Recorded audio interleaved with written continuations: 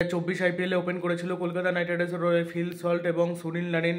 তারা কিন্তু দুর্ধর্ষ খেলেছিল, ভালো খেলেছিল বলে কিন্তু কলকাতা নাইট রাইডার্স কাপ পেতে পেরেছিল 2025 আইপিএলে। যতই গৌতম গম্ভীর থাকুক না কেন, যদি ওপেনিং পার্টনারশিপ ভালো না হতো তাহলে কিন্তু কখনোই জিততে পারতো না সেই ম্যাচ। হ্যাঁ, এইবার কলকাতার হয়ে কে কে ওপেন করে সেটা দেখতে হবে। কলকাতার হয়ে ওপেন করার অনেক লোক আছে, মানে অনেক প্লেয়ার রয়েছে।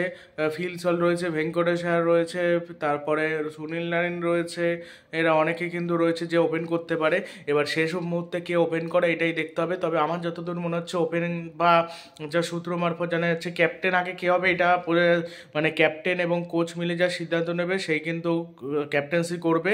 এবার মানে মানে ক্যাপ্টেন্সি না, সরি, মানে ওপেনিং করবে।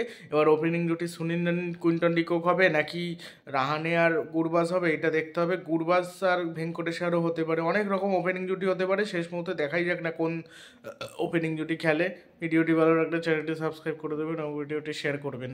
এছাড়া চ্যাম্পিয়ন্স ট্রফি তো সামনেই রয়েছে, ঠিক আছে। চ্যাম্পিয়ন্স ট্রফিটার থেকে এই আইপিএলটা ইম্পর্টেন্ট। আইপিএলটা মানে দেখতে হবে না, মানে চ্যাম্পিয়ন্স ট্রফি ইম্পর্টেন্ট, দুটোই ইম্পর্টেন্ট, যেহেতু ভারতের খেলার জন্য ইম্পর্টেন্ট বেশি। কিন্তু তাও এই যে বরুণ চক্রবর্তী কলকাতার হয়ে কিন্তু অনবদ্য পারফরমেন্স করতে পারে 2025 আইপিএলে, ভালো করেছে বেশ কয়েক বছর, এবারও আবার করতে পারে বলে আমার ব্যক্তিগতভাবে মনে হচ্ছে, ঠিক আছে।